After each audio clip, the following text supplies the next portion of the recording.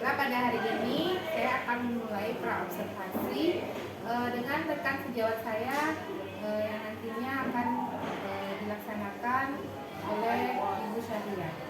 Baiklah, selamat menyaksikan. Assalamualaikum Bu Syahria, apa kabar? Waalaikumsalam Ibu, nama saya Alhamdulillah. Baik, hari ini kan kita akan melakukan supervisi masa hidup ya Bu ya. Baik, saya mau tanya dulu, mapel apa yang Ibu ampuh Bu? Untuk ini saya pengelolaan siswa tahun Kelas? kelas 11 B, kelas 11,1. Oke. Jadi sebelum kita supervisi, kita praobservasi dulu ya Bu ya. Nah, saya ingin menanyakan apa tujuan pembelajaran yang akan dicapai? Untuk yang di materi ini, dan saya bahasnya mengenai pencatatan persediaan barang-barang Bu. Ada LIFO, untuk yang nanti saya akan supervisi ini. Nah, ini yang pertama siswa itu atau pelajar itu dapat mendefinisikan pengertian dari pencatatan persediaan menggunakan metode LIFO. Kemudian peserta ini juga dapat membuat atau menentukan konsep, mengetahui konsepnya itu, konsep pencatatan persediaan barang dagangan dengan metode LIFO itu bagaimana. Kemudian yang terakhir, peserta didik dapat melakukan perhitungan pencatatan persediaan dengan menggunakan metode LIFO. Posisinya yang perpetual Bu. Ya, berarti ini nanti hitungan ya Bu ya? Iya benar. Oke, selanjutnya Bu, nanti area pengembangan yang hendak Ibu capai itu pada saat yang mananya gitu? Yang pertama saya ingin dulu anak itu atau peserta didik itu bisa meningkatkan kemampuannya Bu. Kemampuan yang pertama adalah definisi dulu, karena dengan dia tahu definisinya apa, berarti kan dia bisa memulai atau melanjutkan nanti tugasnya bagaimana. Kemudian setelah dia tahu bagaimana definisinya, bagaimana konsepnya, dia juga ingin meningkatkan kemampuan dia dalam menghitungnya Bu. Jadi keterampilan dalam membuat pencatatan tadi. Ya. Kemudian dilanjutkan dengan nanti kemampuan mereka bekerja sama dengan temannya. Ya. Wah, komplit ya bisa dia ya. Terus kemudian untuk mendukung area pengembangan tersebut tentu ada strategi yang harus diterapkan Ibu. Nah, strategi Ibu apa saja nantinya yang akan diterapkan? Yang pertama saya pakai Ibu pengajaran berdiferensiasi. Jadi situ sudah ada diferensiasi dalam konten, dalam produk, kemudian juga sudah ada dalam diferensiasi dalam proses Bu. Itu aja Bu? Iya. Oh, baiklah Bu. Jadi praobservasi kelas hari ini Ibu sudah menentukan tujuan pembelajaran, area pengembangan yang ingin dicapai, kemudian strategi yang dipersiapkan. Jadi untuk selanjutnya kita capcus nih Bu ke kelas. Assalamualaikum. Waalaikumsalam warahmatullahi wabarakatuh. Duduk, siap. Doa mulai.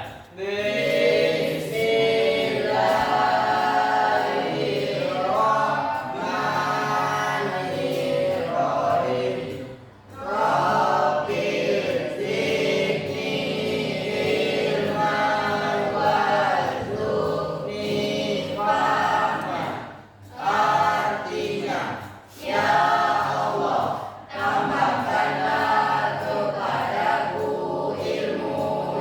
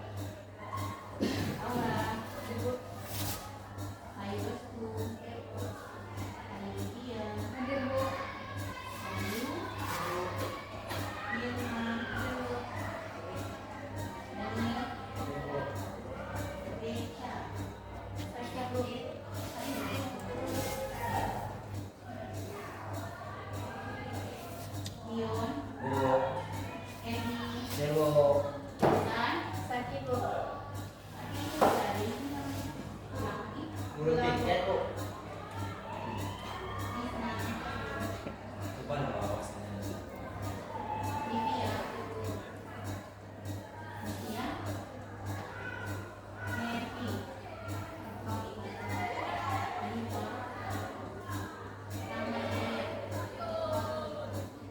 Mercy. Lesma. Lili. Lili.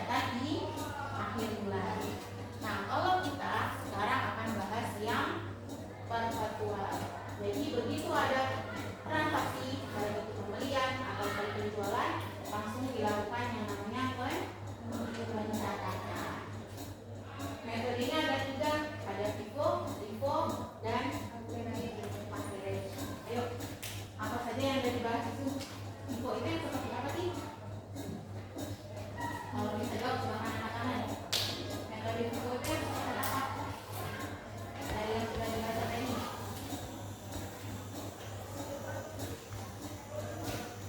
Silahkan Pak. Tidak disediakan aktif barang dagang itu dengan memastikan barang yang masuk pertama adalah barang yang dijual lebih dulu dan kekurangannya mengambil barang yang masuk berikutnya. Iya, betul sekali. Jadi dengan metode FIFO itu kita mencatat nilai persediaan akhir dengan urutan barang yang pertama kali masuk itulah barang yang pertama kali dijual. Contohnya barang-barang seperti apa Bu?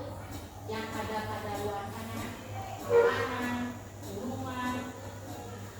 Itu biasanya penjualannya atau metode pencatatannya menggunakan metode FIFO. Bu, yang FIFO, kalau FIFO itu kebalikan dari FIFO. FIFO berarti apa dia? Kalau dia kebalikan dari FIFO?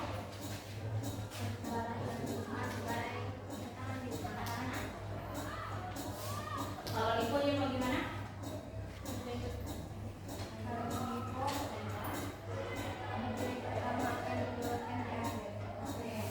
Dibeli pertama akan dikeluarkan di akhir, berarti last in first out. Barang yang terakhir kali masuk dia yang pertama kali dijual. Jadi tidak usah ragu, tidak usah bingung. FIFO itu first, pertama. Kalau FIFO itu last. Berarti yang terakhir. Sampai di sini ada yang ingin ditanyakan? Sudah paham? Kalau ibu tanya, Daniel, yang FIFO tadi yang bagaimana Daniel?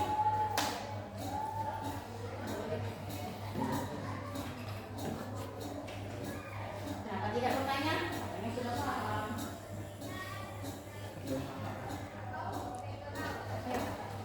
Jadi yang FIFO tadi bagaimana ini? Akan tidak? Yang mana ini? Oke, biar mudah memahaminya ibu kasih pakai buku. Kita pakai tadi metode FIFO, first in, first out. Barang yang pertama kali masuk itulah yang dijual pertama. Ibu punya buku, anggap ini stoknya ada 10, yang ini ada 20. Yang 10 kalau kita pakai metode FIFO ini harus dijual terlebih dahulu, dihitung untuk penjualan yang 10 dulu. Baru setelah 10-nya habis, setelah 10-nya dikeluarkan ya stok 20.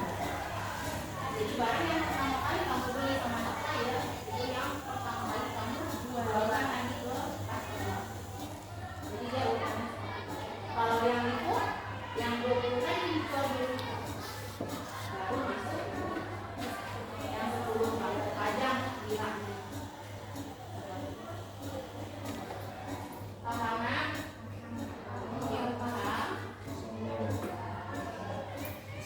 Nah, di papan tulis ini sudah ada tabel. Ini namanya kartu persediaan. Toko apa? Toko Sky. Ini toko siapa? Toko itu. Ya. Nama barang, satuan, metode. Paham dengan penjelasan ibu? Tidak. Ibu akan boleh dibuka yang tadi nak halaman 102. Ini studi kasus 9. Dia menggunakan metode FIFO. Di sini ditulis barang yang akan dijual adalah televisi. Jadi ketika kalian nanti mendapatkan kartu persediaan, diisi datanya.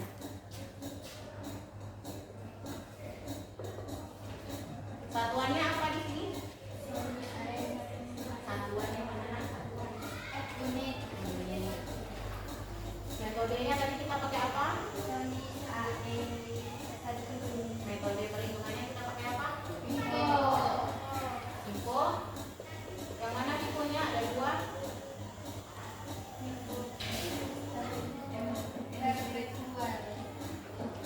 FIFO per 2. Oke.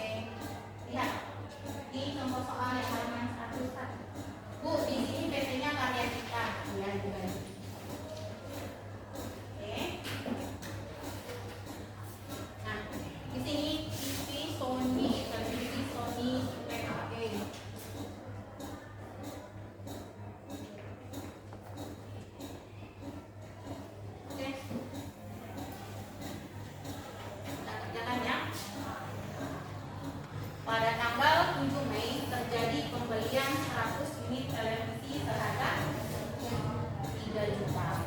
Berarti kita isi di mana, Nak? Isinya di mana? Di sini kita isi berapa?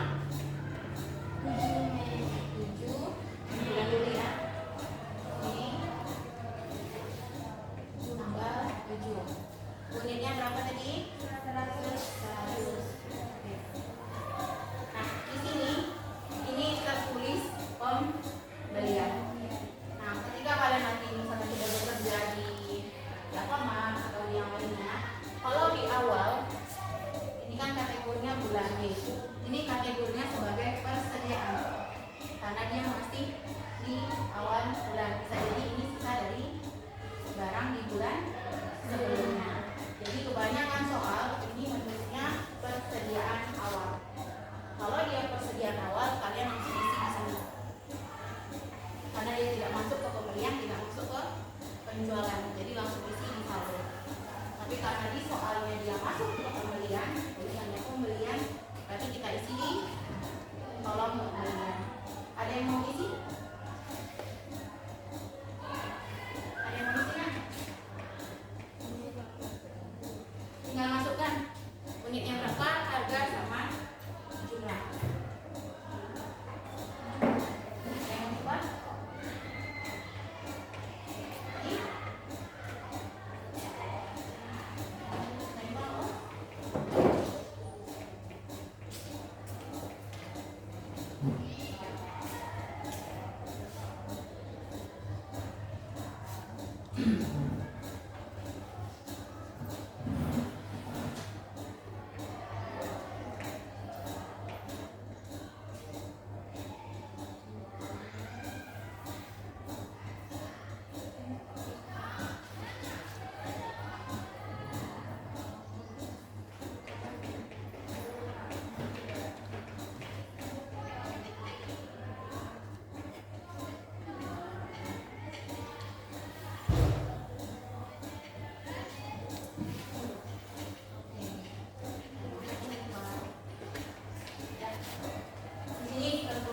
Pembelian 100 unit televisi seharga 3 juta. 3 juta ini bukan harga total ya. Ini masih harga satuan dari 1 unit televisi.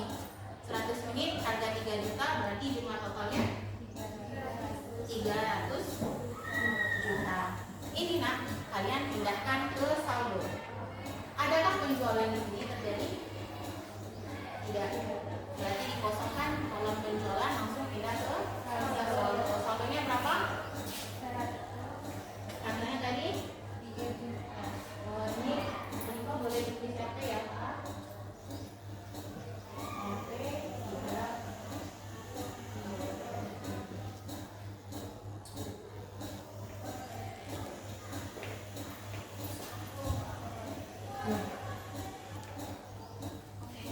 Berarti ini kaliannya RT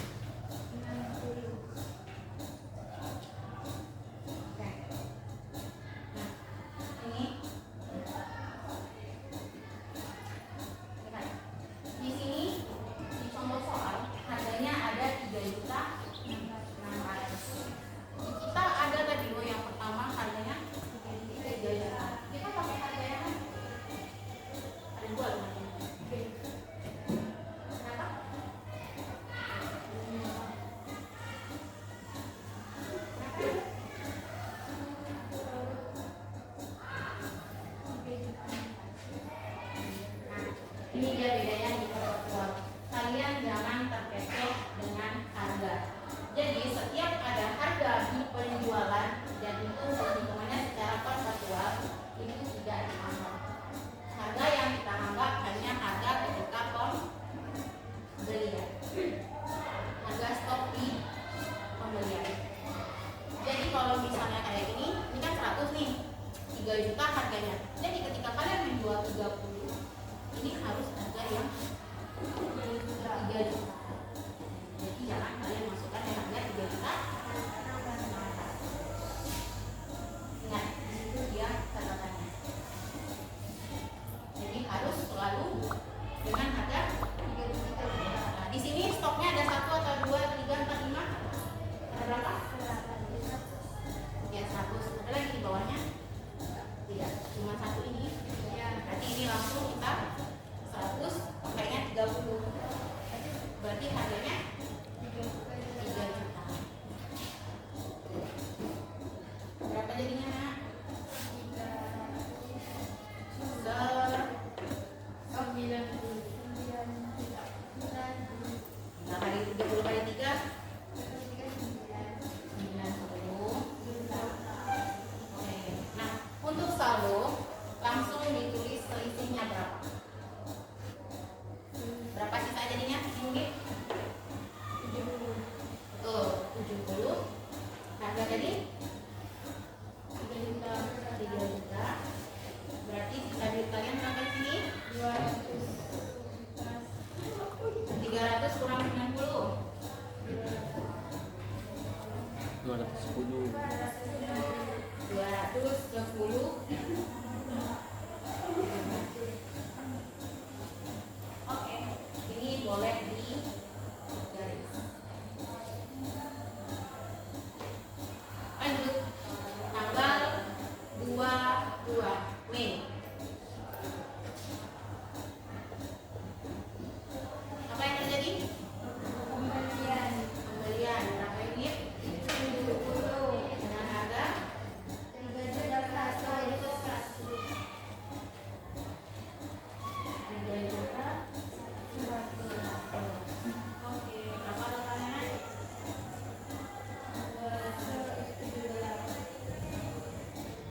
217 juta.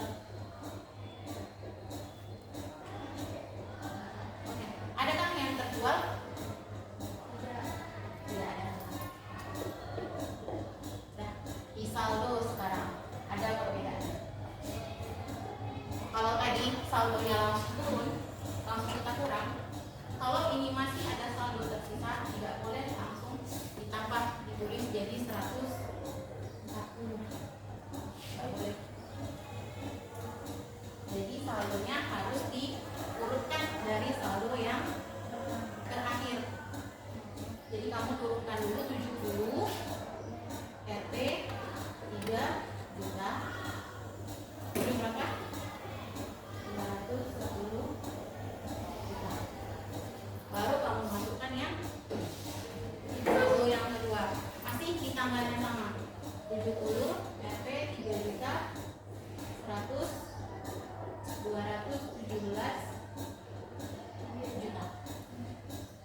Bu, ini ditambah? Tidak ditambah. Jadi dibiarkan saja seperti itu, ditutup tanggal. Karena kalau ditambah itu akan jadi rancu. Karena kalau ditambah, nanti ujung-ujungnya kalian hanya pakai angka terakhirnya. Tidak tahu mana urutannya pertama, mana urutannya kedua, ketiga, dan seterusnya. Lanjut, 25 Mei. Apa yang terjadi? Penjualan berapa? 80. Ini kosong. Boleh seperti ini.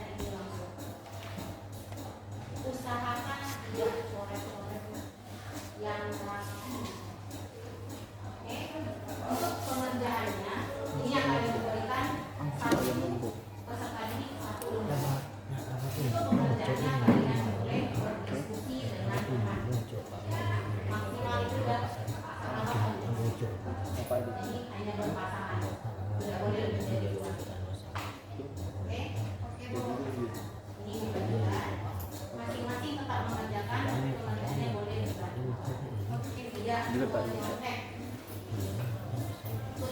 enggak ada. Iya, mau coba.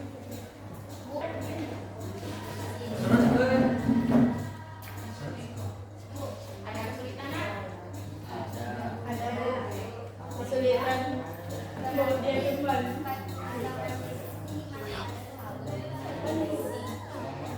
Kalau dengan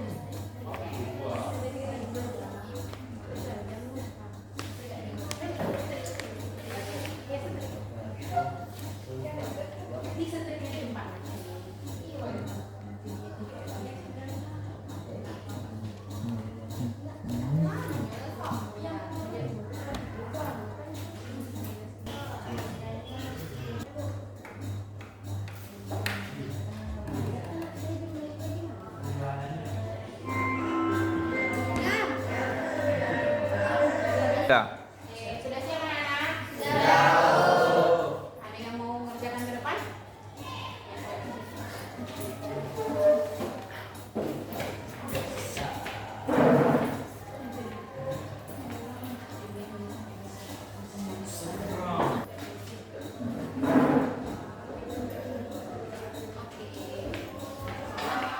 Boleh dilihat punya Lydia yang belum dipakai?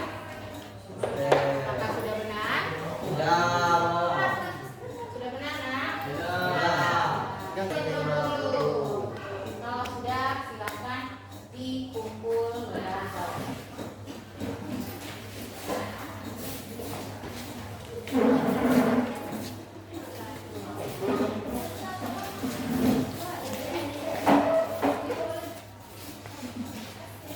Ya, ya.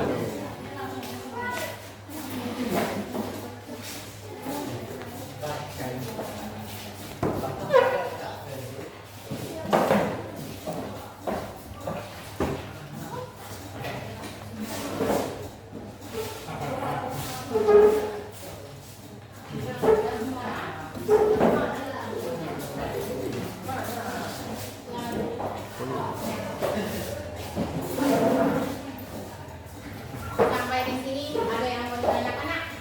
Sudah paham? Sudah. Jadi kalau misalnya kita ambil kesimpulannya, untuk kesimpulan di pelajaran hari ini, yang pertama apa tadi pengertian dari FIFO?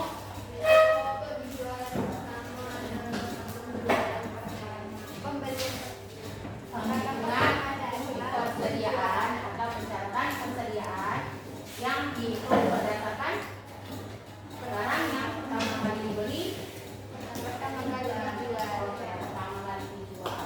Jadi ingat konsepnya, harus yang pertama kali dibeli ialah yang pertama kali dijual kembali ke customer atau ke konsumen. Oke, cukup sekian untuk pelajaran hari ini. Sampai jumpa di minggu depan. Assalamualaikum warahmatullahi wabarakatuh.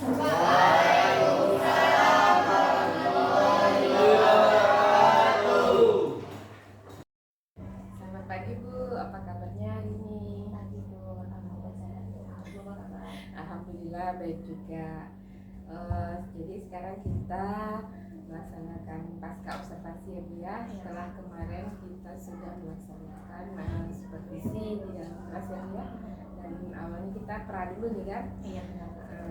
Oke, catatan refleksi dari saya dari supervisi yang dari pembelajaran yang Ibu lakukan di kelas sudah terlaksana dengan cukup bagus.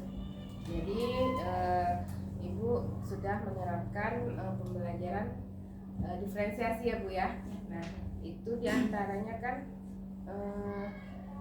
ada tuh pembelajaran konten. Nah pada saat konten itu kan saya lihat Ibu tidak menggunakan fokus gitu ya. Kira-kira boleh tahu nggak apa alasannya itu Bu? Kemarin kan saya memilihnya materinya Vivo Bu. Nah kebetulan itu kan mengenai materi lingkungan. Jadi Jadi saya di situ mau menggunakan media papan tulis Bu. Jadi kalau misalnya menurut saya pribadi, ketika kita menggunakan fokus atau menggunakan media yang sudah tertera, anak pemahamannya kurang Bu. Jadi lebih baik saya menulis langsung sendiri. Jadi langsung begitu ada materi langsung ditulis. Jadi dihitungnya langsung di depan mereka tanpa yang saya ketik. Kadang mereka kurang fokus Bu. Kalau misalnya sudah langsung ada di layar. Oh gitu ya Bu ya. Jadi pada saat awal memahami materi Ibu menggunakan media berupa buku ya Bu ya.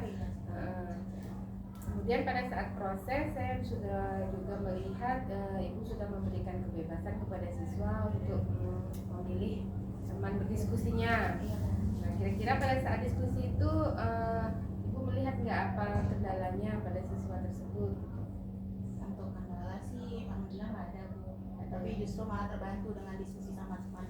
Jadi mungkin ada penyampaian saya menggunakan bahasa Indonesia mungkin yang mereka kurang paham.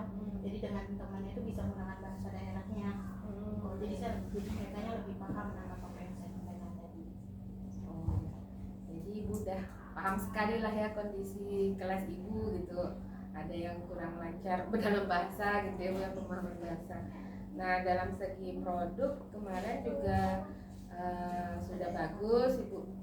Nanti ada yang mengumpulkan LKPD gitu ya Bu ya, kemudian dipresentasikan juga ke depan satu-satu dengan siswa. Nah karena pada saat jam pembelajaran Ibu ini kan udah siang ya Bu ya. Nah materinya juga hitungan. Tentu itu agak harus sosial emosionalnya harus dijaga ya Bu. Nah kira-kira kalau siang itu pembelajaran hitungan ada kendala nggak Bu? Kalau dibilang kendala pasti ada Bu. Karena yang pertama dari segi kita aja pasti juga sudah paham lagi untuk pemahaman juga. Kadang ada tuh siswa yang udah tidur, udah capek. Jadi biasanya saya suruh mereka atau saya izinkan dulu untuk ke kamar mandi, ke WC, cuci muka dulu. Atau mungkin ketika nanti sambil ngerjain tugas mereka sambil boleh nyanyi Bu. Jadi kalau kayak satu kelas sambil ngerjain tugas. Oh gitu ya Bu ya. Kalau diri Ibu sendiri gimana nih? Kalau emosi gimana penanganannya? Biasa saya tarik nafas dulu, istighfar dulu, tarik nafas dulu, nanti agak menenangkan diri sebentar. Setelah itu baru kembali lagi ke siswa. Jadi nih pada selanjutnya Ibu ya. Nah, pada penerapan budaya positif itu kira-kira sudah dilakukan belum? Sudah Bu, untuk budaya positif saya sudah lakukan. Pertama sebelum mereka mulai pembelajaran untuk memeriksa kesiapan dirinya. Jadi tulisnya, pena itu sudah dikeluarkan semua. Kemudian juga sudah berdoa sebelum mulai pelajaran. Setelah itu juga mereka harus memungut sampah dulu di sekelilingnya. Jadi sebelum belajar itu lingkungan sekitar mereka juga sudah bersih. Ya, kemarin juga saya sudah lihat juga ya Bu ya. Cuma sekarang mengulang kembali sedikit gitu kan. Kemudian pelaksanaan pembelajaran berdasarkan proses sudah cukup baik. Pengelompokan murid juga sudah cukup baik. Tadi Ibu terapkan ya. Kemudian dari segi penerapan PSE juga Ibu sudah bisa mengontrol emosi. Kemudian terhadap anak-anak juga sudah ya Bu ya. Kemudian rencana tindak lanjut Ibu ke depannya nih. Mungkin untuk beberapa materi nanti bakal ada yang diganti materinya Bu. Cara pembelajaran yang nanti pakai kampus. Kemudian nanti juga akan diberikan beberapa SPQ untuk di pembelajaran karena kan kebetulan pembelajaran saya sering siang Bu. Jadi pasti anaknya capek, ngantuk. Jadi belajarnya kayak di rumah. Oke Bu Saria, saya lihat Ibu sudah bisa mengelola pembelajaran dengan cukup baik ya. Semoga untuk kedepannya tindak lanjut yang Ibu ceritakan tadi bisa diterapkan ya Bu ya. Nanti kalau ada kendala kita bisa sharing lagi nih Bu. Oke, terima kasih ya Bu ya.